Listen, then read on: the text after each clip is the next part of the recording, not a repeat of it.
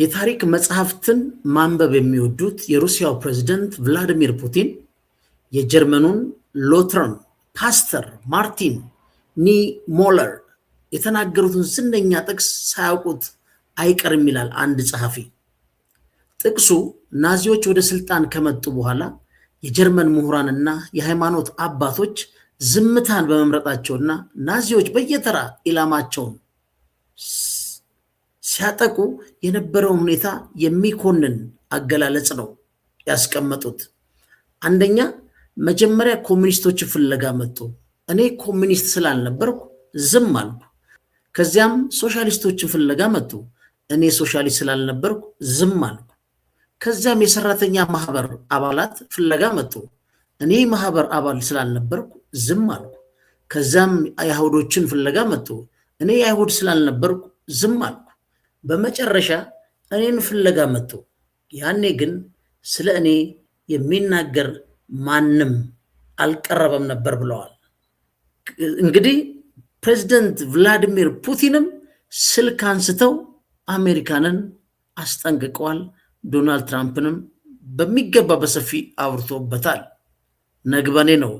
ግን ታላቋ ቻይና ማለት ነው የዚህ ጦርነት ዋና ተዋናይ ፊት ለፊት የመጣች ነች። የድብቁን ጦርነትና የዚህን የጦርነት ሂደቶች ቁልጭ አድርገን ነው የምናሳያችሁ። በጣም የሚገርም ፕሮግራም። ፈንታሌዎች ነን። ቻናላችን ላይክ፣ ሰብስክራይብ ማድረጋችሁን አዘንጉ። አሁን የያዝንላችሁን ዜና እናስቀድምና ወደ ትንታኔው እንገባለን።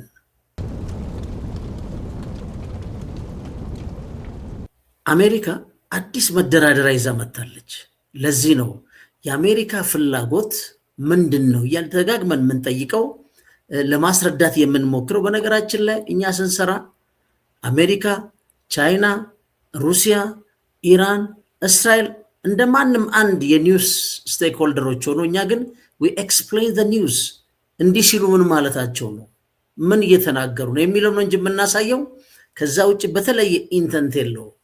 ይሄን ክሊር መሆን መቻል አለባችሁ። ምክንያቱም የሚነገረውና ውስጥ ያለው ምንድን ነው እያልን ያለ ነው። አሁን ማርኮ ሩቢዮ አንድ ደረጃ ከፍ አድርጎ ምን ይዞ መጣ? የነበረውን ሁሉ እንዳልነበረ አደረገው ማለት ነው። የአሜሪካ ውጭ ጉዳይ ሚኒስትር ማርክ ሩቢዮ ስለ ፕሮጀክት ፍሪደም፣ ፕሮጀክት ነፃነት ያለውን እና ስለ ኢራን የኒኩለር ጉዳይ የሰጠው መግለጫ በጣም አወዛጋቢ ሆኗል። አሁን የአሜሪካ ውጭ ጉዳይ ሚኒስትሩ እንግዲህ ኦፕሬሽን ኤፒክ ፉሪ የምንለው መጠናቀቁን አስታውቋል በግልጽ። ዶናልድ ትራምፕን በቀደም ተናግረዋል።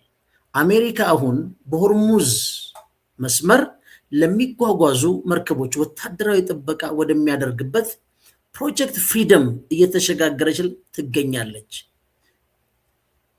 ማርኮ ሩቢዮ ነው ያለው። ሚኒስትሩ አክለውም ወደፊት የሚደረጉ ማናቸውም ድርድሮች አሁን ላይ እየተከናወነ ያለውን የዩራኒየም ማበልጸግ ሂደት ብቻ ሳይሆን አሉ በመሬት ውስጥ በሚገኙ ጥልቅ ተቋማት ውስጥ ተከማችተው የሚገኙ የኒኩለር ቁስንም ያካተተ መሆን አለበት ብሎ ተናግረዋል። 60% የበለጸገውን ዩራኒየም ብቻ ሳይሆን እሱን ለማምረት የተጠቀማችሁበትን ሙሉ ለሙሉ መሬት ውስጥ ያለውን እቃ ልታስረክቡን ይገባል ብለዋል። ይሄ ማክሲማሊስት አይደለም፣ ሌላ ወርድ ነው የሚያስፈልገው። በጣም የሚገርም ነው እድገቱ። እና ይሄ ምን ማለት ነው ካላችሁ አሜሪካ ከቀጥታ ጥቃት ወደ መርከቦች ጥበቃ ተሸጋግሬያለሁ።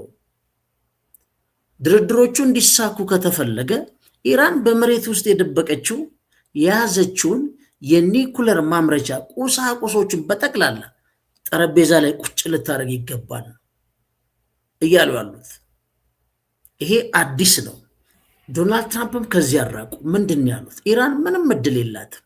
ይህንንም ያውቁታል፣ ለእኔም ገልጸውልኛል። ከዚያ ግን በቴሌቪዥን ቀርበው ሁኔታዎቹ ምን ያህል ጥሩ እንደሆኑ ይናገራሉ። ሁለት አፍ ናቸው እያሉ ባህር ኃይል የላቸውም፣ ሙሉ ለሙሉ ተደምስሷል። አየር ኃይል የላቸውም፣ ሙሉ ለሙሉ ተደምስሷል።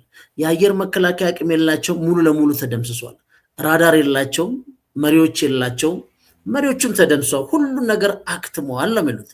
ታዲያ ለምን ኢራንን በቁጥጥር ስር አላዋላችሁም ሲባል እሱ ላይ ነው ክፍተቱ ያለው።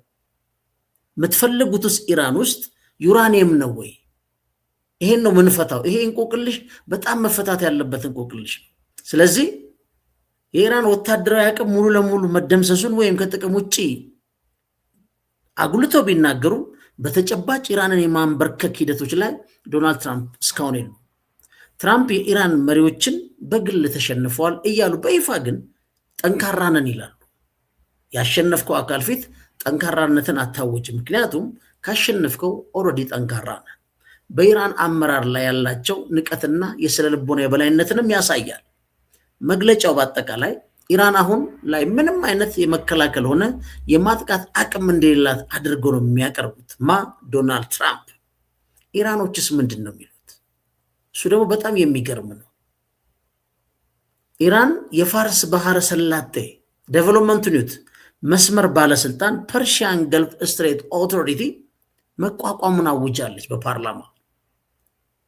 ስለዚህ ኢራን በሆርሙዝ መስመር በኩል ለሚደረግ ጉዞ አዲስ ህጋዊ ማዕቀፍ መዘርጋቷን በይፋን ያስቀመጠችው። ማንኛውም መርከብ በመስመሩ በኩል ለማለፍ አዲሱን ባለስልጣን ማነጋገርና የመተላለፊያ ታሪፍ መክፈል ይኖርበታል ነው። እንግዲህ አቅም የሌለው አካል ይህን አያደርግም። በሆርሙዝ መስመር በኩል ለማለፍ የሚፈልጉ መርከቦች ዝርዝር መመሪያዎችን ከኛ በኢሜይል መውሰድ ይችላሉ ይላል የኦቶሪቲ ባለስልጣኑ። በዚህ አዲስ ማዕቀፍ አማካኝነት የሆርሙዝ መስመር የኢራን ሉዓላዊ ግዛት መሆኑን በድጋሚ ማህተብ ባለው ደብዳቤ አረጋግጠዋል። እንግዲህ ዶናልድ ትራምፕ የሚሉት በጣም የተራራቀ ነው። ማርኮ ሩቢዮ ደግሞ በጣም አጠቃላይ አሸናፊ በሆነ ስሜት አይደለም ያበለጸጋችሁትን 60% ቁሳቁሱንም አምጡ እያሉ፣ ግን ይሄ በአደባባይ የሚነገር ነው። በውስጡስ ምንድን ነው ያለው ካላችሁት ዴቨሎፕመንቱን እያየን እንድንሄድ እስራኤል እና አሜሪካ በኢራን ላይ ጥቃት ለመሰንዘር እየተቀናጁ መሆኑን ብዙ መረጃዎች እየወጡ ነው ያሉት። ምክንያቱም ጉዳዩ ምንድነው? ኒኩለር አይደለም ምንለው ለዛ ነው። አንድ የእስራኤል ምንጭ እንግዲህ ለሲኤንኤን እንደገለጸው እስራኤል በኢራን ላይ የሚሰነዘሩ ጥቃቶችን ዳግም ለመጀመር ከአሜሪካ ጋር በቅንጅት እየሰራች ነው። ኢላማዎቹንም ግልጽ አድርጓል። የእስራኤልና የአሜሪካ እቅድ ትኩረት ያደረገው ከፍተኛ ዋጋ ያላቸው ኢላማዎች ላይ ሲሆን ይህም የኢራንን የኢነርጂ መሰረተ ልማቶች እንዲሁም ከፍተኛ የመንግስትና ወታደራዊ ባለስልጣናትን ያካትታል። የኢራን መሰረተ ልማት የሚባለውን አስምሩት። የዛሬው አጀንዳችን ዋናው ይሄ ነው። ሌላው ጥቃቱ ለመጀመር የመጨረሻ ውሳኔ በአሜሪካው ፕሬዚደንት ዶናልድ ትራምፕ እጅ ላይ ነው ብሏል። ይሄ የመረጃ ምንጭ። ይህ መረጃ የወጣው እንግዲህ ባለፈው ሳምንት 6500 ቶን የሚመዝን ወታደራዊ መሳሪያ ከአሜሪካ ወደ እስራኤል መድረሱን ተከትሎ ነው። ልክ ይህን ዜና እንደጨረሱ አሳያቸዋለሁ እንዴት ጦር መሳሪያዎቹ እየተራገፉ እንዳሉ ማለት ነው። ስለዚህ ይህ ዝግጅት በኢራንና በአሜሪካ መካከል ያለውን የሁለት ወር ተኩስ አቁም ስምምነት በይፋ መፍረሱን የሚያሳይ ነው እንጂ ከቀጥታ ጥቃት ወደ ባህር ጥበቃ ወደ መርከብ ጥበቃ ሽግግር የሚያሳይ አንድ ነገር የለም። ሌላ ዴቨሎፕመንት ታዲያ ምንድን ነው ካላችሁኝ፣ አባስ አርካቺ ከቻይና ውጭ ጉዳይ ሚኒስትር ጋር ለመገናኘት ወደ ቤጂንግ እያመሩ ነው። ዲስ አሁን የተደበቀው ጦርነት እየወጣ ነው ምንለው ለዛ ነው። ከዚህ ያለው ዴቨሎፕመንት ምንድን ነው ብለን ስናይ ደግሞ አባስ አርካቺ ከቻይና ውጭ ጉዳይ ሚኒስትር ጋር ለመገናኘት ወደ ቤጂንግ እያመሩ ነው። የኢራን ውጭ ጉዳይ ሚኒስትር አባስ ከቴህራን ተነስተው ከቻይና አቻቸው ጋር ለመምከር ወደ ቤጂንግ ቻይና አቅንተዋል። ዋና ዋና ነጥቦቹ ምንድን ናቸው? የጉብኝቶቹ ፍሬ ሀሳቦች ምንድን ናቸው ብለን ስናነሳ ይህ ጉዞ የተደረገው ቻይና በ5 የቻይና የነዳጅ ማጣሪያዎች ላይ የተጣለውን የአሜሪካ ማዕቀብ ውድቅ ማድረጓን ተከትሎ ነው። አርካቺ በቤጂንግ በሚኖራቸው ቆይታ በኢነርጂ ትብብርና በሆርሙዝ ባህረ ሰላጤ ባለው ወቅታዊ ውጥረት ዙሪያ ይመክራሉ።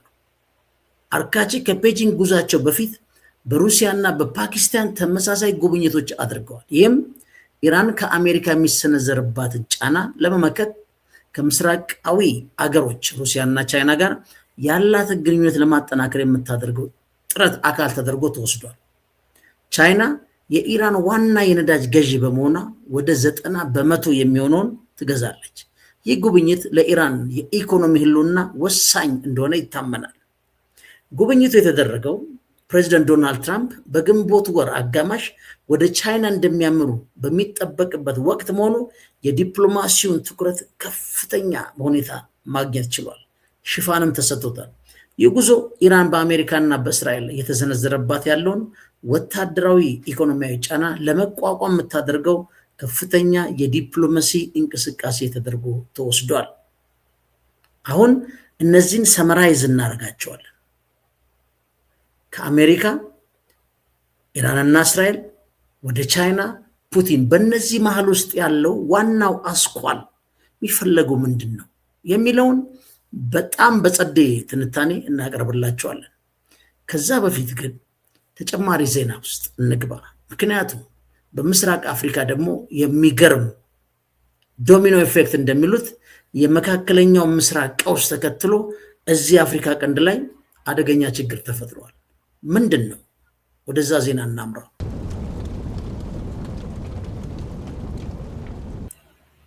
ቀጥታ ወደ አፍሪካ ቀንድ ነው።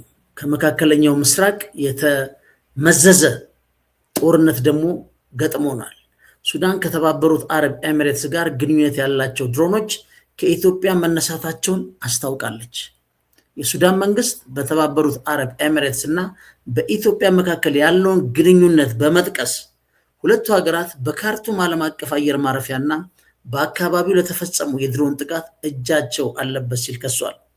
ያነሳቸው ዋና ነጥቦች ምንድን ናቸው? የሱዳን ባለስልጣኖች ድሮኖቹ ከኢትዮጵያ ግዛት በተለይ ከባህር ዳር አየር ማረፊያ መነሳታቸውና ከኤሚሬትስ ወታደራዊ መሳሪያዎች ጋር የተገናኙ መሆናቸውን የሚያሳይ አስተማማኝ መረጃ አለኝ ብሏል። ሱዳን በጉዳይ ላይ ለመመካከር በሚል በኢትዮጵያ የሚገኙትን አምባሳደሯን ወደ ካርቱም ጠርታለች። የሱዳን የውጭ ጉዳይ ሚኒስትር ሞህዲን ሳሌም አገራቸው ለጥቃቱ ወታደራዊ ምላሽ የመስጠት መብቷ የተጠበቀ መሆኑን ለማንኛውም አይነት ግጭት ዝግጁ መሆኗን አስጠንቅቀዋል። የኢትዮጵያ መንግስት ይህን ክስ መሰረተ ቢስ ብሎ አጣጥሎታል። ኢትዮጵያ ትናንት በካርቱም ላይ ከተፈጸመው የድሮን ጥቃት ጋር ያላት ግንኙነትን በሚመለከት ከሱዳን የቀረበለትን ውንጀላ መሰረተ ቢስ ሲል ነው ውድቅ ያደረገው። በተጨማሪም በሱዳን እየተካሄደ ባለው የእርስ በርስ ጦርነት ሳቢያ የሚሰነዘሩ ንግግሮች ውጥረትን እንዳይፈጥሩ አስጠንቅቃለች። አዲስ አበባም አክላ በሱዳን እርስ በርስ ጦርነት ውስጥ የሚሳተፉ አንዳንድ ወገኖች በኢትዮጵያ የግዛት አንድነትና ብሔራዊ ደህንነት ላይ የተፈጸሙ ከባድ ጥቃቶችን እንዲሁም በግጭት ውስጥ የህወሓት ቅጥረኛ ታጋዮች በስፋት መሳተፋቸውን ጨምሮ መሰል ድርጊቶችን እስካሁን ይፋ ከማድረግ ተቆጥባ መቆይቷን ገልጻለች። እንግዲህ በይፋ ህወሓት እውቅና ባይሰጥም ወይም ባይወስድ በስፋት መሳተፋቸውን ጨምሮ መሰል ድርጊቶችን እስካሁን ይፋ ከማድረግ ተቆጥባ መቆየቷን ኢትዮጵያ ገልጻለች። ከዛ ይሄን ጥቃት ማን ነው ያወገዘው የሚለውን ላይ ስንመጣ ደግሞ ሳውዲ አረቢያ በካርቱም አውሮፕላን ማረፊያ ላይ የተፈጸመውን ጥቃት አውግዛለች። ጎረቤት ሀገራት የሱዳንን ሉዓላዊነት እንዲያከብሩም አሳስባለች። የሳውዲ አረቢያ ውጭ ጉዳይ ሚኒስትር በካርቱም ዓለም አቀፍ አውሮፕላን ማረፊያ ውስጥ በሚገኝ አንድ ስፍራ ላይ የተፈጸመውን ጥቃት በጥብቅ ነው ያወገዙት። ሚኒስትሩ በሲቪል መሰረተ ልማቶች ላይ የሚፈጸሙ ጥቃቶች እንዲቆሙም አስጠንቅቀዋል። ግንቦት 5 ቀን በወጣው መግለጫ መንግስቱ በካርቱም አውሮፕላን ማረፊያ አንድ ስፍራ ላይ የተፈጸመ ጥቃት አጥብቆ ያወግዛል ብለዋል። መግለጫውም አክሎ ሳውዲ አረቢያ የሱዳንን አንድነት፣ ህጋዊ ተቋማት፣ የወንድማማች የሱዳን ህዝብን አቅም እንዲሁም የሀገሪቷን ሰላምና መረጋጋት ለመጠበቅ የምታደርገው ጥሪ በድጋሚ በማረጋገጥ የሲቪል ተቋማትና ወሳኝ መሰረተ ልማቶችን ከግጭቱ ውጪ እንዲሆኑ አሳስባለች። ሳውዲ አረቢያ የሱዳን ጎረቤት ሀገራት የሀገሪቷ ሉዓላዊነትና ነፃነትን እንዲያከብሩ እንዲሁም ግዛታቸው ለእነዚህ ጥቃቶች መነሻ እንዳይጠቀሙ ጥሪ አቅርባለች። ይህ መግለጫ የወጣው ሱዳን፣ ኢትዮጵያና የተባበሩት አረብ ኤሚሬቶች በአውሮፕላን ማረፊያ ላይ የተፈጸመ የድሮን ጥቃት ተሳትፎ አላቸው ስትል ከከሰሰች ከአንድ ቀን በኋላ ነው። ሱዳን ጥቃቱን በኢትዮጵያ አማራ ክልል ባህር ዳር ውስጥ ከሚገኝ ቦታ እንደተሰነዘረ የሚያሳይ አሳማኝ መረጃ አለኝ ማለቷን ቀደም ብለን አይተናል። ኢትዮጵያም መሰረተ ቢስ ብላ ክሱን ውድቅ አድርጋለች። የሳውዲ መንግስት በመጨረሻም ተፋላሚ ወገኖች ውጥረቱ እንዲያረግቡና እነዚህ ጥሰቶች በአፋጣኝ እንዲቆሙና በጅዳ መግለጫ የገቡትን ሲቪሎችና የሲቪል ተቋማትን የመጠበቅ ግዴታ እንዲሁም ዓለም አቀፍ የሰብአዊ መብት ህግጋትን እንዲያከብሩ ጥሪ አቅርበዋል ማለት ነው። ስለዚህ ማነው ጎረቤት ሀገር ሱዳንና ኢትዮጵያ? ማነው ዋናው ተዋናይ? በሁለቱም እንግዲህ እየተነገረ ያለው ዩናይትድ አረብ ኤምሬት እና ሳውዲ አረቢያ።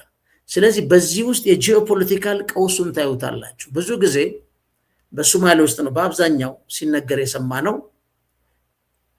ሚድል ኢስት ኮልድ ዋር ነበር የሚባለው። ራይት ናው ደግሞ በኢትዮጵያና በሱዳን አሁን ሚድል ኢስት ኮልድ ዋር እየመጣ ነው ማለት ነው። ይሄን ሌላ ጊዜ በስፋት እንሄድበታለን። ግን ቀውስ እንደሚጋባ ተመልከቱ። ከመካከለኛው ምስራቅ ወደ አፍሪካ ቀንድ እየተዛመተ ያለ የጂኦፖለቲካል ትርምስ ነው ይሄ። ፈንታሌዎች ነን። ቻናላችን ላይክ፣ ሰብስክራይብ ማድረጋችሁን አዘንጉም። ቀጥታ ዛሬ ላዘጋጀነው ወሳኝ ትንታኔ እናልፋለን ማለት ነው። አብራችሁ ነው። ውድ አድማጮች፣ ቤጂንግ በነዳጅ ማጣሪያዎች ላይ የተጣለባትን የአሜሪካ ማዕቀብ ዞር በሉ ብላለች። እንዳትሰሟቸው፣ እንዳታዳምጧቸው ብላለች። ይህ በጣም ገራሚ ነው በነገራችን ላይ። ምክንያቱም ምንድን ነው በኢራን ውስጥ የተፈለገው በሚዲያ ላይ ስንሰማ የበለጸገ ዩራኒየም ነው። አሁን ደግሞ ማርኮ ሩቢዮ ምን ብሎናል? ቁሳቁሶችን እንፈልጋለን ብለዋል። ግን ቤጂንግ ለምንድን ነው ከኢራን ነዳጅ በትገዛውን ማዕቀብ የሚጣልባት የሚለውን ነው ስንመልስ መልሱን የምናገኘው። የሩሲያው ፕሬዚደንት ቭላዲሚር ፑቲን ለአሜሪካው ፕሬዚደንት ዶናልድ ትራምፕ የጦርነት መንገድ እንዲተዉ በተለይ በኢራን ላይ የሚታቀደውን ማንኛውም የየብስ ወረራ እንዲያቆሙ ብርቱ ምክር በሰጡ በ6 ቀናት ውስጥ ማለት ቅድም ያልኳችሁ ነግበኔ ብለው ቤጂንግ በአሜሪካ ነዳጅ ማጣሪያ ማዕቀብ ላይ ዞር በሉ የሚል ውድቅ በማድረግ ብቅ ብላለች። አልቀበልም፣ እንዳትሰሟቸው ብላ። የቤጂንግ እርምጃ ልዩ የሚያደርገው በመላው አገሪቱ ያሉ የነዳጅ ማጣሪያዎች የአሜሪካንን ማዕቀብ ወደ ጎን በመተው ከኢራን ነዳጅ እንዲገዙ የግዴታ ትዕዛዝ ማስተላለፍ ነው። ይህ እርምጃ በኢራን ዙሪያ ያለው ሁኔታ ከነዳጅ ጂኦፖለቲካ ጋር የተያዘ መሆኑን የሚያረጋግጥና ትራምፕ ይህንን ጉዳይ ከኒኩለር መስፋፋት ጋር የተያዘ ነው የሚሉትን ሰበብ በሐላል በአደባባይ ውድቅ ያደረገ ነው። ቤጂንግ ይህ ዋና እርምጃ የወሰደችው ከየካቲት ወር መጨረሻ ጀምሮ አሜሪካና እስራኤል በኢራን ላይ የሚያደርጉትን ጥቃት ውጤት በጥንቃቄ ካጤነች በኋላ መሆኑ ተነግሯል። የዚህ ጥቃት ዓላማ በቤጂንግ የፖለቲካል ኤሊት ፓርቲውንም ጨምሮ ዢንም ጨምሮ የኢራንን ራስን የመከላከል አቅም በማዳከም አሜሪካ የአገሪቷን ሰፊ የተፈጥሮ ሀብት በተለይ ነዳጅና ጋዝ እንድትቆጣጠር ያላት ፍላጎት ነው። ይህንን አንፈቅድም ብለዋል ቻይኖቹ። ለምን? አሜሪካ ከ3 ወር በፊት የቬኔዙዌላን ሰፊ የነዳጅ ክምችቶች ከተቆጣጠረችበት ሁኔታ ጋር ቤጂንግ ተመሳሳይ አስተሳሰብ ግምት ብትወስድ የሚገርም አይሆንም።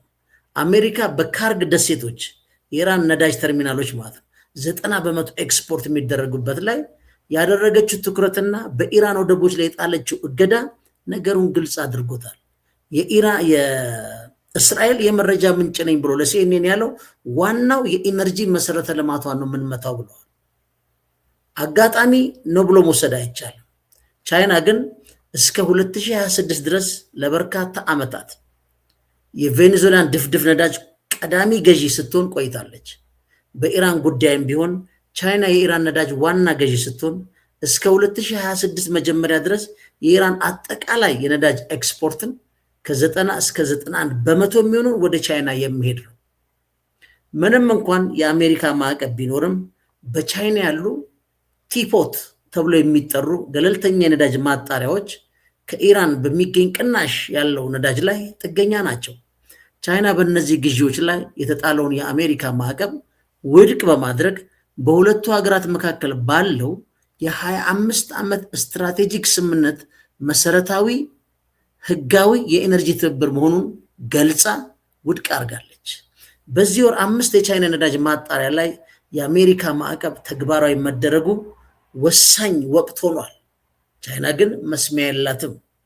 ባለፈው ቅዳሜ የቻይና ንግድ ሚኒስትር የክልከላ ትዕዛዝ በማውጣቱ የአሜሪካ ማዕቀብ በማንኛውም የቻይና ነዳጅ ማጣሪያ ዘንድ እውቅና እንደማይሰጠው እንደማይተገበርና እንደማይከበር አስታውቋል። ይህ ቤጂንግ የአሜሪካ ማዕቀብ ለመግታት ህጋዊ መሳሪያዎችን እየተጠቀመች መሆኗን የሚያሳይ ትልቅ ስዕል ነው ወይም ለውጥ ነው። ዋሽንግተን የምትወስደው እርምጃ ዓለም አቀፍ ህግን የሚጥስና የቻይናን ብሔራዊ ደህንነት አደጋ ላይ የሚጥል መሆኑንም አጽንኦት ሰጥታ ቤጂንግ ተናግራለች። በቴክኒክ ደረጃም ሲያስረዱ ትራምፕ ማዕቀቡን ለማስፈጸም ወደ ቻይና የሚጓዙ የኢራን ነዳጅ ጫኝ መርከቦችን ማገድ ይችላሉ። ነገር ግን ይህ እርምጃ ከቤጂንግ ጋር ቀጥተኛ ግጭት ውስጥ የሚከት በመሆኑ አደገኝነቱንም ተረድተውታል። ቻይናም ብትሆን የነዳጅ ጫኝ መርከቦችን በጦር መርከቦች በማጀብ ምላሽ ልትሰጥ ትችላለች። ይህ ሀሳብ የራቀ ቢመስልም ለቻይና ኤነርጂ ደህንነት ያለውን ዋጋ እጅግ ከፍተኛ በመሆኑ ሊከሰት የሚችል ነው ተብሎ ተወስዷል። ግሎባል ታይምስ በዘገበው መሰረት ይህ እርምጃ የቻይናን ሉዓላዊነት፣ ደህንነትና የልማት ጥቅሞች ለማስጠበቅ እንዲሁም የዜጎችን የድርጅትን ህጋዊ መብት ለመጠበቅ የታለመ ነው። ይህም በቻይና የብሔራዊ ደህንነት ህግ፣ የውጭ ግንኙነት ህግና የጸረ ውጭ ማዕቀብ ህግ ማዕቀፍን ውስጥ የተከናወነ ወይም የተፈጸመ ነው። ሌላው ፒፕልስ ዴይሊ የሚለው በበኩሉ በሰጠው አስተያየት ይህ እርምጃ ቻይና በአሜሪካ ረጅም እጅ ሎንግ አርም ላይ የሰጠችው ኢላማውን የጠበቀ ምላሽ መሆኑን አንስቶ አጨብጭቧል። ይህ እርምጃ ዓለም አቀፉ ማህበረሰብ በአንድ ወገን የሚደረግ ጉልበተኝነትን እንዲቃወም ምሳሌም እንደሚሆን ጠቅሷል። ዩኒላተራል የሆነ ዲሲሽን ከተባበሩት መንግስታት ውጪ ወይም በመልቲላተራል ዲፕሎማሲ ያልተከናወኑ ውሳኔዎችን ሌላውም ዓለም እንዳይቀበል ብርታት ይሆናል ነው የሚለው። ሩሲያም በዚህ የአሜሪካ ረጅም እጅ ተጠቂ ብትሆንም እስካሁን ነገሩ ከዩክሬን ግጭት ጋር በማያያዝ ዝምታ መርጣለች። የዩክሬን ፕሬዝዳንት ዜሌንስኪ በቅርቡ አይታችሁ ከሆነ ዩክሬን የሩሲያ ነዳጅ ጫኝ መርከቦች መምታቷን ገልጸዋል። የማከማቻዎችንም በድሮን እያጠቃ ነው። ጥቃቱም እንደሚቀጥል ዝቷል። ነገር ግን የሩሲያ ሁኔታ የተለየ ነው። ሩሲያ መርከቦቿን ለመጠበቅ የሚያስችል የባህር ኃይል አቅም የላትም። የፓወር ፕሮጀክሽን አልሰራችም፣ አልተዘጋጀችም። እንደ ቻይና መርከቦቹም የሩሲያን ሰንደቅ ዓላማ አይጠቀሙ። የብላክ ፍሊት ሲጠቀሙ የሌላ ባንዲራ ነው የሚጠቀሙት። ቻይና ግን ከ3 በላይ አውሮፕላን ተሸካሚ አላት። በቀደም ደግሞ ምንድነው ድሮን ብቻ የሚታጠቅ ትልቅ የጦር አውሮፕላን አዘጋጅታ ለዓለም ጀባ ብላለች። ይሁን እንጂ የቻይና እርምጃ ፖለቲካና ዲፕሎማሲያዊ ዳራው ምንድን ነው? ከየት መነሻ ነው ሊመጣ የተቻለው ካላችሁ ይህ ድርጊት ትራምፕ በግንቦት ወር ቻይናን በሚያደርግ ጉብኝት ላይ ጥላ ያጠላል ተብሎ የሚጠበቅ ነው። አንድ ትራምፕ በኢራን ላይ ያለውን ፍላጎት በቬኔዙዌላ እንደተደረገው የነዳጅ ዘረፋ መሆኑን ቻይና በግልጽ ተረድታለች። አሜሪካና ኢንዶኔዥያ በማላክ ባህረ ሰላጤ ላይ ያደረጉት ወታደራዊ ትብብር ስምምነት አሜሪካ ከቻይና የነዳጅ መስመር ላይ ያላትን ቁጥጥር ስለሚጨምር ቻይና ያሳስባታል። ምክንያቱም ሆርሙዝ ላይ ያሳየችውን ባህር ቬኔዙዌላ ላይ ያሳየችውን ባህር የታመጣለች ማላካ ስትሬት ላይ ምን ብለናል? አንዱ ዘማላካ ዳይላማ እሱ በደንብ መታወቅ ያለበት ፖይንት ነው። ለእውቀትም አሪፍ ነው። እዚህ ውስጥ ያለውን ሚስጥር በደንብ የሚያሳየው እሱ ነው። ከዚህ ቀጥሎ አቀርብላችኋል። ግን ከኢራን የሚመጣው ነዳጅ ቢቋረጥ ቻይና ኢሚዲየት ሆነ አደጋ እንኳን ባይገጥማት ከፍተኛ በሩሲያ ነዳጅ ላይ ጥገኛ ልትሆን ትችላለች። በአንድ ሀገር ላይ ጥገኛ ሞራሶ የነበራትን ባርጌንም ሊያሳጣት ይችላል። ዋናው ግን እድገቷን በመያዝ በተለይ አሜሪካኖች የሚሉት ርካሽ ነዳጅ እንዳታገኝና በዓለም ላይ ያሉትን ነዳጅ እነሱ ተቆጣጥረው ለቻይና ለመሸጥ ነው። በከፍተኛው ሁኔታ ከሸጥንላት ለቻይና ይላሉ እነሱ ኤክስፖርት የምታደርገው ምርቶቿ ይቀንሳሉ ብሎ ያምናሉ። በመጨረሻም ቻይና ያለ ሆርሙዝ ባህረ ሰላጤ መኖር ትችላለች የሚል ጥያቄ ሊነሳ ይችል ይሆናል። ሮይተርስ እንኳን ቢያንስ የእሱን ትንታኔ ብንወስድ ቻይና በዓለም ትልቁ የነዳጅ አስመጪ ብትሆንም ባለፉት ዓመታት በወሰደቻቸው የፖሊሲ እርምጃዎች እንደ ኤሌክትሪክ ተሽከርካሪ መስፋፋትና የነዳጅ ክምችት ማሳደግ ምክንያት የባህሩን መንገድ ቢዘጋ እንኳን ችግሩን የመቋቋም ችሎቷ ከየትኛውም ሀገር የላቀ ነው። ስለዚህ አሜሪካኖች የኢራንን ነዳጅ በመቆጣጠር ቻይናን መቆጣጠር ነው። ከዛም ፔትሮ ዶላር ስርዓቱን ማስቀጠል፣ ኒኩለር የሚባለው የበለጸገ ዩራኒየም የሚባለው አሁን ቁሳቁስ የሚባለው የአሜሪካኖቹ ቁጥር አንድ አጀንዳ አይደለም። አንደኛ ኢራን ኒኩለር ቦምብ የላትም። ይሄን ያውቁታል። ዋናው የዚህ ጦርነት ታርጌት ማን ነው? የቻይናን እድገት መቆጣጠር ነው። የቬኔዙዌላን ነዳጅ ለዓለም አይሸጡትም። ራሳቸው ገዝተው ወደ አሜሪካ ወስደው የአሜሪካን ነዳጅ ይሸጣሉ። ድሮ አሜሪካ ነዳጅ ዋጋ ሲጨምር ዓለም ትረብሽ ነበር። ዛሬ ግን በዓለም ቁጥር አንድ አምራች ሀገር በመሆኗ የነዳጅ ጭማሪ ከፍተኛ ትርፋማ ያደርጋታል። በአሁን ሰዓት የአሜሪካ ነዳጅ አምራቾች በከፍተኛ ኢምቢሊየንስ ዶላር ዝቀዋል በዚህ በኢራን ጦርነት።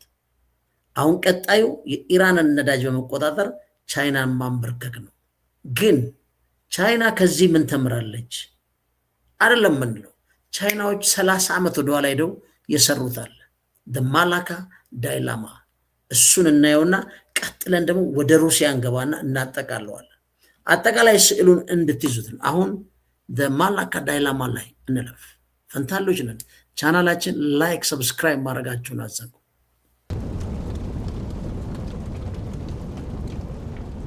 የማላካ ዳይላማ ምንድን ነው? ይህ ጽንሰ ሀሳብ እና አሁን ካለው በኢራን ቻይና እና አሜሪካ መካከል የጂኦፖለቲካል ውጥረት ጋር ቁርኝቱ ምን ይመስላል የሚለውን መመልከት ጥሩ ነው። አንደኛ የማላካ ዳይላማ በ2003 በወቅቱ የነበሩት የቻይና ፕሬዚደንት ሁጁንታኦ ጥቅም ላይ ያዋሉት ጽንሰ ሀሳብ ነው። ይህም ቻይና በደቡብ ምስራቅ እስያ በሚገኘው በጠባቡ የማላካ ባህረ ሰላጤ ላይ ያላትን እጅግ ከፍተኛ ስልታዊ ጥገኝነትና ከዚህ ጥገኝነት የሚነሳውን ስጋት ለመቅረፍ የሄደችበት መንገድ ነው። የጂኦግራፊና የኢኮኖሚውን አስፈላጊነት እዚህ ጋር ስንመለከት የማላካ ባህረ ሰላጤ በማሌዥያ በሲንጋፖርና በኢንዶኔዥያ ሱማትራ ደሴት መካከል የሚገኝ የህንድ ውቅያኖስና የፓስፊክ ውቅያኖስን ደቡብ ቻይና ባህር የሚያገናኝ እጅግ ጠባብ በአንዳንድ ቦታዎች የ2.8 ኪሎ ሜትር ስፋት ብቻ ያለው የባህር መስመር ማለት ነው። ይህ መስመር በዓለም ላይ ካሉት የንግድ የባህር መንገዶች ሁሉ እጅግ ስራ ያበዛበት ተደርጎ የሚገለጽ ነው። ለምሳሌ የነዳጅ አቅርቦት ብንወስድ ከ80 በመቶ በላይ የሚሆነው የቻይና የድፍድፍ ነዳጅ አስመጪ ከፋርስ ባህረ ሰላጤ እና ከአፍሪካ ተነስቶ በዚህ ባህረ ሰላጤን ወደ ቻይና ውስጥ የሚገባው። የንግድ ልውውጡን ብትመለከቱ ቻይና ወደ አውሮፓና አፍሪካ፣ መካከለኛው ምስራቅ የምትልከውና የምታስመጣው እጅግ ከፍተኛ መጠን ያለው የንግድ ሸቀጥ በዚሁ መስመር ያልፋል ማለት ነው። ስለዚህ አጣብቅኙ ታዲያ ምኑ ላይ ነው የሚለውን በደንብ መረዳትና አሁን ኢራን ውስጥ ያለው ጦርነት የማን ነው የሚለውን ይመልስላቸዋል። የቻይና ኢኮኖሚ ህልውና ሙሉ በሙሉ ማለት ይቻላል የቻይና ኢኮኖሚ ሙሉ ለሙሉ ማለት ይቻላል በዚህ ጠባብ የባህር መስመር ሰላማዊ እንቅስቃሴ ላይ የተመሰረተ ነው። ነገር ግን ቻይናን መስመር በወታደራዊ ኃይል የመቆጣጠር ወይም የመጠበቅ ሙሉ አቅም የላትም፣ በእሷ ቁጥጥር ስር ስላልሆነ ማለት ነው። ስጋቱ ታዲያ ከምንድን ነው የሚመነጨው ካላችሁ የአሜሪካ የበላይነት ነው። የማላካ ባህረ ሰላጤ በአሜሪካ የባህር ኃይል እና በአሜሪካ ወዳጅ ሀገራት ሲንጋፖር ቁጥጥር ስር ያለ። የጦርነት ስጋቱስ ምንድን ነው ካላችሁ በቻይና እና በአሜሪካ መካከል ለምሳሌ በታይዋን ወይም በደቡብ ቻይና ባህር ጉዳይ ግጭት ቢነሳ አሜሪካ የማላካን ባህረ ሰላጤን በቀላሉ በመዝጋት የቻይናን የነዳጅና የንግድ መስመር በማነቅ የቻይናን ኢኮኖሚና ወታደራዊ አቅም የማሽመድመድ እድል አላት። ስለሆነም የማላካ ዳይሌማ አጣብቂ ማለት ቻይና በኢኮኖሚ ግዙፍ ብትሆንም ህልውና ግን በጠላትነት ልትፈርጃቸው በምትችላቸው ሀገር ለምሳሌ አሜሪካ ቁጥጥር ስር ባለው ጠባብ ባህረ ሰላጤ ላይ የተመሰረተ መሆኑ የሚፈጥርባት ስልታዊ ጭንቀት ነው። ታት ኢዝ ማላካ ዳይላማ። ግን እንዴት ፈቱት? እንዴትስ ሊፈቱት አስበዋል? ኢራን ውስጥ ይሄ ጉዳይ እንዴት ጦርነት ሊያዋለድ ይችላል? አሜሪካና ቻይና ለምን ማዕቀቡን ዞር በሉ ከዚህ ያለች የሚለው መመለስ ተገቢ ነው። አሁን የማላካ ዳይላማ ከኢራን ቻይና እና አሜሪካ ውጥረት ጋር ያለው ትስስርስ ምንድን ነው? አሁን ባለው ተጨባጭ ሁኔታ የማላካ ዳይላማ በኢራን ቻይና አሜሪካ መካከል ካለው የምስራቅ አፍሪካ መካከለኛ ምስራቅ የጂኦፖለቲካል ውጥረት ጋር በቀጥታ ይገናኛል። ለምሳሌ የቻይና ኢራን ስልታዊ አጋርነትና የነዳጅ ፖለቲካው ምን ይመስላል? በዚህ ጦርነት የኢራንን ነዳጅ መቆጣጠር እንጂ የኒኩለር የበለጸገውን ፍለጋ አይደለም። በዚህ ተስማምተን በዚህ ትንታኔው እየቀጠልን ያለ ነው። ቻይና ከአሜሪካ ጋር ያላት ውጥረት እየጨመረ መምጣቱ የነዳጅ አቅርቦቷን ዳይቨርሲፋይድ ለማስፋት እና ከአሜሪካ ተጽዕኖ ነፃ የሆነ የውጭ ፖሊሲ ለመከተል ትፈልጋለች። ኢራን ደግሞ በአሜሪካ ማዕቀብ የተዳከመችና ነዳጇን ለመሸጥ አጋር የምትፈልግ ሀገር ናት። ይሄ ያገናኛቸዋል ማለት ነው። በ2021 ቻይና እና ኢራን የ25 ዓመት አጠቃላይ ስልታዊ የትብብር ስምምነት ተፈራርመዋል። በዚህ ስምምነት መሰረት ቻይና በኢራን ኢኮኖሚ በተለይ በኢነርጂና መሰረተ ልማት ላይ በመቶ ቢሊዮኖች ዶላር የሚቆጠር ኢንቨስትመንት እንድትፈጽምና ኢራን ደግሞ በቅናሽ ዋጋ የተረጋጋ ቀጣይነት ያለው የነዳጅ አቅርቦት ለቻይና ኢኮኖሚ ማድረስ ነው ስምምነቱ። ይህ ስምምነት ለቻይና የማላካ ዳይላማ የማላካ አጣብቂኝ ለመቅረፍ አንዱ መንገድ ነው። ምክንያቱም ዳይቨርሲፋይድ መሆን አለበት የኃይል አቅርቦት የንግድ ልውውጥ ወደ ቻይና የሚያደርሰው በማላካ ብቻ የታነቀ እንዳያው ማለት ነው። ምክንያቱም ከኢራን የሚመጣው ነዳጅ በአሜሪካ ቁጥጥር ስር ካሉት የባህር መስመሮች እንደ ማላካ ውጪ ባሉ አማራጮች ለማጓጓዝ የሚያስችል መሰረት ስለሚጥል ነው። ሁለተኛው አሜሪካ የቻይና ኢራን ትስስርን የመክታት ስትራቴጂ ደግሞ መመልከት ያስፈልጋል። እዚህ ላይ ጦርነቱም ያለው እዚህ ላይ ነው። አሜሪካ የቻይናን የኢኮኖሚና ወታደራዊ እድገት እንደ ዋና ስጋት ነው የምትመለከተው፣ ወይም ያላትን የዩኒፖላር ፓወር ወደ መልቲፖላር ሲስተም ከአንድ ዋልታ ወደ ብዙ ዋልታዎች ዓለም አቀፍ ስርዓት የሚዘረጋበትን የምታዋለደው ታላቋ ቻይና ነች አሁን ባለው ተጨባጭ ሁኔታ። ስለዚህ አሜሪካ ኮንታይንመንት ፖሊሲ ትጠቀማለች፣ ወይም የከበባ የማጥቃት ከዚህ በፊት ሶቪየት ህብረትን በከበባ እንዴት እንደበተኗት አይተናል። ስትራቴጂው ምንድን ነው? የዚህ ኮንታይንመንት ፖሊሲ ካላችሁ ቻይና ከስልታዊ ሀብቶች ለምሳሌ እንደ ነዳጅ ካሉ ቻይናን ማግለልና የባህር መስመሮችን መቆጣጠርን ያካትታል። ምክንያቱም የማሪታይም ፓወር ቻይና እጅ ነው፣ የማሪታይም ፓወር አሜሪካ እጅ ላይ ስላለ ማለት ነው።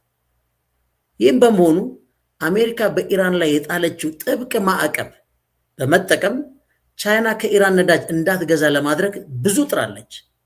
አሜሪካ በቅርቡ በ5 የቻይና የነዳጅ ማጣሪያዎች ላይ የጣለችውን ማዕቀብ የዚህ ጥረት አካልና ቻይና በቃ ዞር በሉ ያለችው የጦርነቱ መጀመሪያና መጨረሻው ፊሽካ የተነፋበት ነው። አሜሪካ በዚህ እርምጃዋ ቻይናን የማላካ አጣብቂኝ ወይ ዳይለማ ውስጥ እንድትቆይ ታደርጋለች፣ ትፈልጋለች። ምክንያቱም ቻይና ከኢራን ነዳጅ መግዛት ካቆመች ሙሉ በሙሉ በአሜሪካ የባህር ኃይል ቁጥጥር ስር ባሉ እንደ ፋርስ ባህረ ሰላጤና ማላካ የነዳጅ ምንጮችና መስመሮች ላይ ጥገኛ እንድትሆን ትገደዳለች። ያን ጊዜ ትታነቃለች ማለት ነው። በርካሽም ነዳጅ እንዳታገኝ ይፈልጋሉ። ምክንያቱም ኤክስፖርት በዓለም ላይ ከፍተኛ ኤክስፖርት የምታደርገው ቻይና ነች። ያ ደግሞ የርካሽ የኃይል አቅርቦት ነው ብሎ ያምናሉ። ያን ከተቆጣጠረን በውድ የምንሸጥላት ከሆነ ኤክስፖርቷን በመቀነስ ያላትን እድገት እንገታለን የሚል እሳቤ አላቸው። ሶስተኛው የሆርሙዝ ባህረ ሰላጤና የማላካ ባህረ ሰላጤ ተያያዥነታቸውስ ምን ይመስላል? እሱንም ማየት ጥሩ ነው። አሁን ባለው ውጥረት ኢራን አሜሪካንን ለመጫን የሆርሙዝ ባህረ ሰላጤን ለመስጋት ልትዝት ትችላለች። ይህ ባህረ ሰላጤ የፋርስ ባህረ ሰላጤ ነዳጅ ወደ ዓለም የሚወጣበት ጠባብ መስመር ኢራንን ብቻ ሳይሆን ያን ሁሉ የአረብ ሀገራት አንገት የሚቆርጥ ነው። የሆርሙዝ ባህረ ሰላጤ ከተዘጋ የማላካ ባህረ ሰላጤ ስራ ፈት ይሆናል ማለት ነው። ምክንያቱም በማላክ በኩል የሚያልፈው አብዛኛው ነዳጅ መነሻው የፋርስ ባህረ ሰላጤ ነዳጅ በመሆኑ፣ ስለዚህ ቻይና ደብል ዳይለማ ውስጥ ሊጥላት ይችላል። ሆርሙዝ ፕላስ የማላካው ዳይለማ ውስጥ ልትወርቅ ትችላለች ማለት ነው። በአንድ በኩል የሆርሙዝ ባህረ ሰላጤ መዘጋት ቀጥተኛ የነዳጅ አቅርቦቷን ያቋርጣል። በሌላ በኩል አሜሪካ የማላካ ባህረ ሰላጤን እንደ ማንቂያ ተጠቅማ ቻይናን በሌሎች ጉዳዮች ለምሳሌ በታይዋን ተደራደሪ ብላ ጠረጴዛ ላይ ልታስቀምጣት ትችላለች ማለት ነው። ሌላው አራተኛው ቻይና የማላካን ዳይለማ ለመቅረፍ የምታደርገው ጥረት ያደረገችውስ ምንድን ነው? ኢስትዋርድ ሉክ ኤንድ ኦልተርናቲቭስ ተብሎ የሚቀመጥ ወይ የሚገለጽ ነው በባለሙያዎቹ። ቻይና የማላካን ዳይለማ እና አሁን ካለው የኢራን አሜሪካ ውጥረት የሚነሳው ስጋት ለመቅረፍ በርካታ ስልታዊ እርምጃዎች ወስዳለች።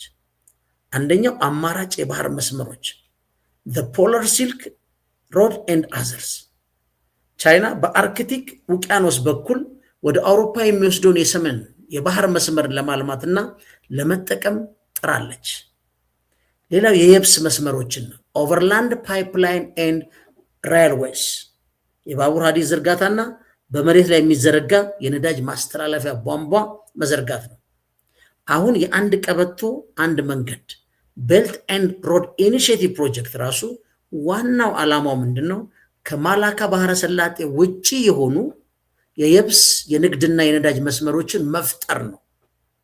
ለምሳሌ የቻይና ፓኪስታን ኢኮኖሚክ ኮሪደር $60 ቢሊዮን የአሜሪካ የፈሰሰበት የጓዳር ወደብ ከቻይና ግዛት ጋር የሚያገናኝ የባቡርና የነዳጅ ቧንቧ መስመር ሲሆን ይህ የፋርስ ባህረ ሰላጤ ነዳጅ የማላካ ባህረ ሰላጤን ሳይነካ ቀጥታ ወደ ቻይና እንዲገባ አስችሏል። ይሄ እንግዲህ ከዛ ዳይለማ ውስጥ መታነቅ ውስጥ ወጣ የሰራችው ትልቅ አቺቭመንት ነው። ሌላው ምንድነው? የሩሲያ ቻይና የነዳጅና የጋዝ ቧንቧዎች ናቸው፣ በምድር የተዘረጉ ማለት ነው። ማንኛውም ኃይል አጠገባቸው የማይደርስበት ቻይና ከሩሲያ ጋር ያላትን የኤነርጂ ትብብር በማጠናከር በየብስ በኩል የሚመጣ የነዳጅ መጠን እየጨመረ ሄዷል። ሌላው ቻይና የተከተለችው የወታደራዊ ኃይል ግንባታ ነው። ናቫል ሞደርናይዜሽን፣ 3 አውሮፕላን ተሸካሚዎች፣ አንድ የድሮን ስዋርሜ መንጋ የሚተኩሱትን አምርታ ባህር ላይ አስቀምጣለች። ስለዚህ ቻይና የማላካ ባህረ ሰላጤና ሌሎች ስልታዊ መስመሮችን ለመጠቀም የሚያስችል ጠንካራ ስራ እየሰራች በጎን ደግሞ ባህር ኃይሏን አዘምናለች። በጅቡቲ የገነባቸው የባህር ኃይል ጦር ሰፈር ለምሳሌ ትልቁና የሚጠቀስ ነው። ስለዚህ የማላካ ዳይለማ ወይም መታነቂያው ከኦጁንታዎ 2003 የጀመረውና ዛሬ እስከ ዢ በቅብብሎሽ የሄዱበት መንገድ በጣም የሚያስደንቅ አቺቭመንት ላይ ያደርሷቸዋል። ስለዚህ የቻይና ኢኮኖሚ ህልውና ለአደጋ የሚያጋልጥ ስልታዊ አጣብቂኝን ለመሽሎት ብዙ ርቀት ሄደዋል። አሁን በኢራን ቻይና አሜሪካ መካከል ያለው ውጥረት አሜሪካንን አጣብቂኝ በመጠቀም ቻይናን ለመጫን የምታደርገው ጥረት መገለጫ ነው። የጦርነቱም አስኳል እዚህ ውስጥ ነው ያለው። ዞር በሉ ነው ያለችው ቻይና። ምክንያቱም ባህል አለ። ዶናልድ ትራምፕም እኛ ፓይረቶች ነን፣ የባህር ላይ ዘራፊዎች ነን፣ በጣም የሚያዋጣ ቢዝነስ ነው ብሎ በድፍረት እስከ መናገር መጥተዋል። ቬኔዙዌላ ላይ ሙልጭ አድርገው ዘርፏል። አሁን የኢራንን ነዳጅ ለመዝረፍ ነው ዋናው ፖይንት። ኒኩለር አይደለም የሚዘረፈው፣ ደግሞ ቻይናን ለማነቅ ከእድገት ለማቆም ነው። ስለዚህ ቻይና ከኢራን ጋር የፈጠረችው ስልታዊ አጋርነትና የየብስ መስመሮችን ለማልማት የምታደርገው ጥረት የዚህ የዳይለማው ተጽዕኖ ለመቀነስ ያለመ ነው። የወደፊቱ የክልሉ ጂኦፖለቲካል ሁኔታ ቻይናን ያማከለ ዳይለማ ለመቅረፍ በሚኖረው ስኬትና በአሜሪካ የበላይነት መካከል በሚደረግ ፉክክር በኢራን ምድር ላይ ትልቅ ፍንዳታ ይጠበቃል፣ ትልቅ ግጭት ይጠበቃል። እስራኤልና ኢራን ሁለተኛ ተጫዋች ናቸው። ዋናው ተጫዋቾቹ ቻይናና አሜሪካ ናቸው። ይህ የተሸፈነው የተደበቀው ጦርነት በአደባባይ እየመጣ ነው። ግን በዛ አይቆምም። ወደ ፑቲን ሩሲያም ተሻግሯል። እሱን ደግሞ አብረን እንመልከተው። ፈንታሌዎች ነን። ቻናላችን ላይክ፣ ሰብስክራይብ ማድረጋችሁን አዘንጉ።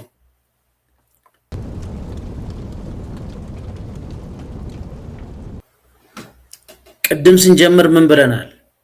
መጀመሪያ ኮሚኒስቶችን ፍለጋ መጡ። እኔ ኮሚኒስት ስላልነበርኩ ዝም አልኩ። ከዚያ ሶሻሊስቶችን ፍለጋ መጡ። እኔ ሶሻሊስት ስላልነበርኩ ዝም አልኩ። ከዚያም የሰራተኛ ማህበራት አባላትን ፍለጋ መጡ። እኔም የማህበር አባል ስላልነበርኩ ዝም አልኩ። ከዚያ የአይሁዶችን ፍለጋ መጡ። እኔም አይሁዳዊ ስላልነበርኩ ዝም አልኩ። በመጨረሻ እኔን ፍለጋ መጡ። ያኔ ግን ስለ እኔ የሚናገር ማንም አልቀረበም ነበር ብለዋል። ስለዚህ ሩሲያም በተመሳሳይ አጣብቂኝ ውስጥ ታንቃለች። በፕሬዝደንት ዶናልድ ትራምፕ የሚመራው የአሜሪካ መንግስት በዓለም ትልቁን የነዳጅ ክምችት የያዘችውን ቬኔዙዌላን ከተቆጣጠረ በኋላ አሁን ደግሞ በዓለም ሶስተኛዋን የነዳጅ ክምችት ወደ ያዘችው ኢራን እያመራ ነው። ይሳካለታል? አብረን ምናየው ነው። በተመሳሳይ ጊዜም የሩሲያ ነዳጅ እንዳስፈላጊነቱ መሳሪያም እየተመለከተም እየተጠቀሙ ነው። ዋሽንግተን ባለፈው 1 ዓመት ውስጥ በሩሲያ ነዳጅ ላይ የነበራት ፖሊሲ ቀይራለች። በመጀመሪያ የሩሲያን ድፍድፍ ነዳጅ ወደ ዓለም ገበያ እንዳይገባ ማዕቀብ ጥላ ነበር። በኋላ ግን በዚህ ማዕቀብ ላይ የተወሰኑ ቅናሾች ፈቅዳለች። አሁን ደግሞ የኢራን ነዳጅ ሲቆም በዓለም ላይ ነዳጅ ዋጋው እንዳይንር በቀን $150 ሚሊዮን የሚያወጣ የነዳጅ ፍጆታ እንድትሸጥ ለሩሲያ ፈቅዳለች። ያ ማለት ግን አሁንም ሩሲያ በአሜሪካ በጎ ፍቃድ የታነቀች የነዳጅ ሻጭ ሆናለች። ቢያንስ እንዳይገዟት አድርገዋል።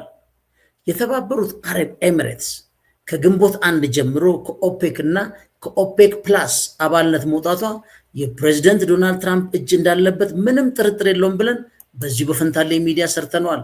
አሜሪካም የዲፕሎማሲ መዝገብ ውስጥ ለአሜሪካ ከፍተኛዋ አጋር በአሁን ሰዓት ማነች ብትሉ እቹ ራሷ ዩኤኢ ነች። የሆነች የተባበሩት አረብ ኤሚሬትስ የፔትሮ ዶላር ዝውውር በመሆኗ ወይም ያን ሚና ለመጫወት የቆረጠች ትመስላለች። ምክንያቱም ይህን ትልቅ ካርተል ነው የገነደሰችው።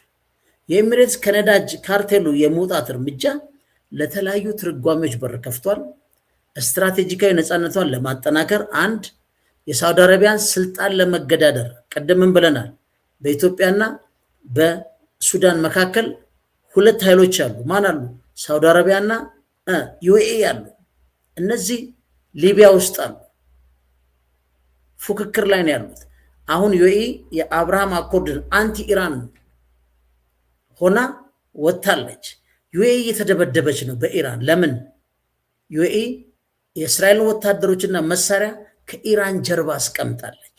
ያ ገና ብዙ ዋጋ ያስከፍላል ከኢራን። ስለዚህ በተጨባጭ ሁኔታው ኤሚሬት ለዋሽንግተን የነዳጅ ዋጋ ለመቆጣጠር እንደ ጠቃሚ መሳሪያ እያገለገለች ስለመሆኑ አከራካሪ አይደለም። በአብርሃም አኮርድ በአሜሪካና በእስራኤል በኩልም በኢራን ላይ የተደረገ ያለው ጫና ዘመቻንም መደገፍ አይደለም። የእስራኤል ወታደር ከጓሮ ይዛ ቁጭ ብላለች።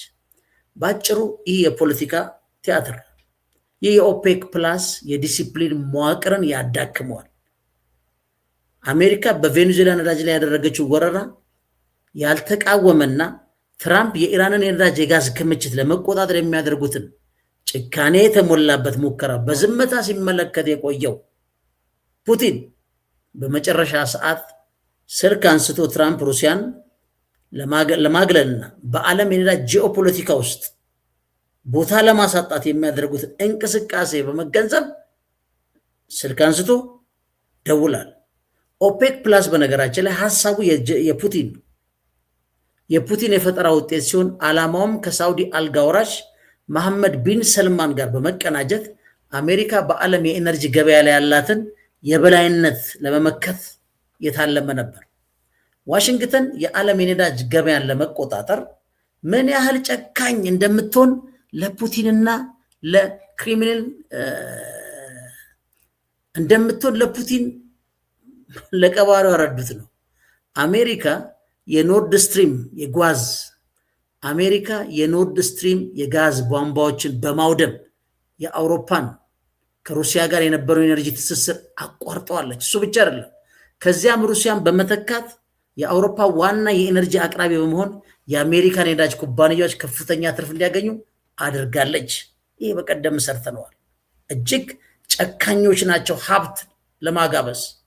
በአጭሩ ግን የተባበሩት አረብ ኤሚሬትስ ከኦፔክ መውጣት በዓለም የኤነርጂ ገበያ ውስጥ ትልቅ ለውጥ እየመጣ መሆኑ ያሳያል። ኦፔክ ፕላስ በሀሳብ ደረጃ ክፉኛ ይዳከማል። አሁን አሜሪካ ቬኔዙዌላን በመጠቅለል ኦፔክን ካዳከመች በኋላ ማለት ነው። አሁን ደግሞ የሳውዲ ሩሲያን ዘንግ በመስበር ኦፔክ ፕላስን ከስራ ውጭ ታደርገዋለች ማለት ነው። ይህ ድርጊት ሩሲያን ለብቻዋ ያስቀራታል ማለት ነው። ፑቲን በሐላል ይገኛል። ኤሚሬትስ ራሷ በብሪክስ እና በሻንጋይ የትብብር ድርጅት ውስጥ ያላት አባልነት እስከ መቼ እንደሚቀጥል የሚያውቅ የለም። ምክንያቱም አሁን ወደ አብርሃም አኮርድ እና ወደ አሜሪካን እስራኤል ትብብር ውስጥ እየገባች ነው። ከጦርነት በኋላ የአሜሪካ የባህረ ሰላጤ ሀገራት ላይ ያለው ተጽዕኖ ይዳከማል ከሚለው አባባል በተቃራኒ ሁኔታው እየጠነከረ የመጣ ይመስላል። ዋሽንግተን እንደ ኤሚሬትስ ሁሉ ሌሎች የባህረ ሰላጤ ሀገራትንም የገንዘብ ልውውጥ ስምምነት ለመፈረም እንደጠየቋት ጠቁማለች። ከሰርን ብር ስጭን እያሉ እየለመኑ። በአጠቃላይ በነገራችን ላይ እስከ 5 ትሪሊዮን ወደ 2 ትሪሊዮን አካባቢ አሜሪካ ላይ ታውቃላችሁ የባህረ ሰላጤው ንግድ አላቸው። ያን በአንድ ጊዜ ሸጠው ቢወጡ የአሜሪካን ኢኮኖሚ ድራሹ ሊያጠፉት ይችላል። አሜሪካ በኢራን ውስጥ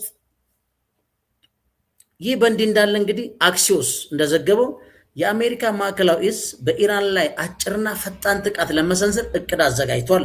ቅድም እንዳልነው አሜሪካ በኢራን ውስጥ የምድር ላይ ወታደራዊ እንቅስቃሴ ለማድረግ የሚያስፈልጉ በርካታ መሳሪያዎችን ወደ ባህረ ሰላጤው ወታደራዊ ካምፖች አጓጉዛለች።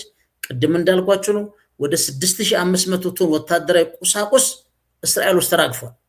ጥይቶች፣ ቀላል የታጠቁ ተሽከርካሪዎች፣ ዘመናዊ መሳሪያዎች፣ በተለይ ነዳጅ በአየር ላይ ነዳጅ የሚሞሉ የጦር ጀቶች ሁሉ ተራግፈዋል። ስለዚህ ነገር ግን ኢራን እጅ የምትሰጥ አይመስልም። ይህ ሁሉም ቢደረግ አልተሰጠም። የኢራኑን ከፍተኛ መሪ ሞጃትባ ሐመኒ ባለፈው ሐሙስ በሰጡት መግለጫ ከአሜሪካ በድርድር ላይ የተመረሰ ግንኙነት እንደማይኖር በግልጽ አስታውቀዋል። የመቋቋም ርዕዮተ ዓለም የሚሉት አላቸው እነሱ ሬዚስታንስ አይዲዮሎጂ የኢራን የውጭ ፖሊሲ እምብርት እንደሚሆን ጸንቶም እንደሚቀጥል ነው የተናገሩት። ሞጃትባ ኢራን ያዳበረችው ዘመናዊ ቴክኖሎጂ አቅም በተለይ በናኖ ባዮ ኒኩላር እና ሚሳይል ቴክኖሎጂ የሀገሪቷ የብሔራዊ ካፒታል እንደሆኑ ገልጸው ለድርድር እንደማይቀርቡ ተናግረዋል። በእንዲህ ያለ ግን ሁከት በነገሰበት ሁኔታ ፑቲን ከኢራን የውጭ ጉዳይ ሚኒስትር አባስ አርካቺ ጋር ያደረጉትን ስብሰባ ለፕሬዚደንት ትራምፕ የደወሉት ስልክ ሩሲያ ከኢራን ጎን መቆሟን የሚያሳይ ነው። ባለፈው ሳምንት የታዩት ክስተቶች በሙጅተባ የሚመራው አዲሱ የቴህራን አመራርና በክሪሚናል መካከል ያለው መቀራረብ አሳይቷል። ፑቲን ከሙጅተባ ጋር ግንኙነት እንዳላቸው ስትራቴጂካዊ ግንኙነታቸውን ለማስቀጠል በአንድ አቋም ላይ መሆናቸውንም ገልጸዋል። በተጨማሪም የሩሲያ ወታደራዊ ደህንነት ኃላፊ አድሚራል ኢጎር በፑቲንና በአርካቺ ስብሰባ ላይ መገኘታቸው ሞስኮ ኢራን እንደ ቀጠናዊ ኃይል የምትመለከተውን ገለልተኛ የውጭ ፖሊሲ እንደምትደግፍ ያሳያል። ይሁን እንጂ ይህ ድጋፍ በተግባር ምን ያህል እርዳታ እንደሚያስገኝ አሁንም አጠራጣሪ ነው። ፑቲን ከትራምፕ ጋር ባደረጉት የስልክ ውይይት አሜሪካና እስራኤል ወታደራዊ እርምጃ የሚወስዱ ከሆነ በኢራን እና በጎረቤቶቿ ላይ ብቻ ሳይሆን በዓለም አቀፍ ማህበረሰብ ላይም አስከፊ መዘዝ እንደሚያስከትል አስጠንቅቀዋል። በተለይ በኢራን ምድር ላይ የሚደረግ ወታደራዊ እንቅስቃሴ ተቀባይነት የሌለውና አደገኛ መሆኑን አጽንኦት ሰጥቶ ተናግረዋል። በአጠቃላይ ሲታይ የኢራን ጉዳይ አሁን በዋሽንግተንና በቴህራን መካከል ላይ የወደቀ ጉዳይ ብቻ አይደለም። ሩሲያ ኢራንን ወደ ድንጋይ ዘመን እንዳትመለስ የማድረግ አቅም አላት። ምክንያቱም ሩሲያ የዓለም ትልቁ የኒኩለር ኃይል ነች። የተባበሩት መንግስታት የጸጥታው ምክር ቤት ድምፅን በድምፅ የመሻር መብት ያላትና ወታደራዊ ኃይሏ ግዙፍ የሆነ ሀገር ነች። ነገር ግን ትራምፕ ከዚህ ሀሳባቸው የሚመለሱ አይመስሉም። እርሳቸውም አሁን የኢራን የነዳጅ ክምችት ለመቆጣጠር ቆርጠዋል ማለት ነው። አሁን የሁሉም አይን በአሜሪካ እስራኤል ወታደራዊ እንቅስቃሴ ላይ ነው። የአሜሪካ ማዕከላዊ እዝ አዛዥ አድሚራል ብራንድ ኩፐር ትራምፕን በኢራን ላይ ስለሚወስዱት ወታደራዊ አማራጮች ካሳወቁ በኋላ በአረቢያ ባህር ወደሚገኘው የዩኤስ ትሪፖሊ በመጓጓዝ ወታደሮች ሁሉ ጎብኝተዋል። የአሜሪካ ጦር መርከቦች አሁን ለቀጣዩ ጥቃት ዝግጁ ሆነው ቦታቸውን ይዘዋል። ከአሜሪካ አንጻር የተደረገ ተኩስ አቁም ስምምነት ዓላማው ተሳክቷል። አሜሪካ ሁሉንም መርከቦቿን፣ ወታደሮቿን፣ ትጥቁን አራክፋ ቁጭ ብላለች። አሁን ከዚህ በኋላ የሚቀጥለው ምንድን ነው ካልን ጦርነት ነው። ይህ ጦርነት ግን ለኢራን የሚተው ሳይሆን በትልቁ ቻይና ብቻዋን እንዳትቀር የኦፔክ ፕላስ ሞቶ አጠቃላይ የነዳጅ ሀብት አሜሪካ ተቆጣጥራ ደግሞ ሩሲያ መንገድ ላይ እንዳትወድቅ ሁለተኛው ሩሲያ በመሆን ጦርነቱ በኢራን ድንበር እምብርት ላይ ይፈነዳል። ከዚህ በኋላ አሜሪካና እስራኤል የሚያደርጉት ጦርነት ኒኩለርን የመፈለግ ሳይሆን የኢራንን ሀብት በመቆጣጠር አንደኛ ኦፔክን በማፍረስ ኦፔክ ፕላስን ሜዳ ላይ በመጣል ሩሲያን ነጥሎ መምታት የቻይናን እድገት ማነቅ ነው። ስለዚህ ሁለቱ ሀገሮች አሁን ከኢራን በላይ ተጠቂ የሆኑበት ሁኔታ ስላለ የተሸፈነው ጦርነት አሁን ለአደባባይ በቅቷል። ቀጣዩ ጦርነት በቻይናና በአሜሪካ እንደሚሆን በማንኛውም መልኩ ማረጋገጥ ይቻላል። የተለየ የመልቲላተራል ዲፕሎማሲ ወይም ያልተጠበቀ የዶናልድ ትራምፕ ትራንዛክሽናል ዲፕሎማሲ እስካልመጣ ድረስ ይህ ነገር ግን በስሏል። ኢራን አሁን ብቻዋን አይደለችም ማለት ይቻላል። ለዚህ ነው አባስ ፓኪስታን፣ ሩሲያና ቻይና የተመላለሱት። ግን ሩሲያና ቻይና የሚደፍሩበት እርቀት፣ ለምሳሌ ሩሲያ ሶሪያን እንዴት ከአሜሪካም ከኔቶም ኃይሎች ነጥቃ ማዳን እንደቻለች አይተናል። ይህን በኢራን ልታደርገው የምትችልበት እድል ሰፊ ነው። የቻይና ደግሞ የገዘፈ ነው። ከአሜሪካ ጋር የጦር ኃይል ብቻ ሳይሆን በኢኮኖሚ መመታታት አቅሟ በጣም ትልቅ ነው። ውጤቱን አብረን እናያለን ማለት ነው። ፈንታሌዎች ነን። ቻናላችን ላይክ፣ ሰብስክራይብ ማድረጋችሁን አትዘንጉ። ያላችሁን አስተያየት አካፍሉን። ለብዙ ሰው እንዲደርስ ብዙ ሰው እንዲያዳምጠው አድርጉልን። መልካም ቀን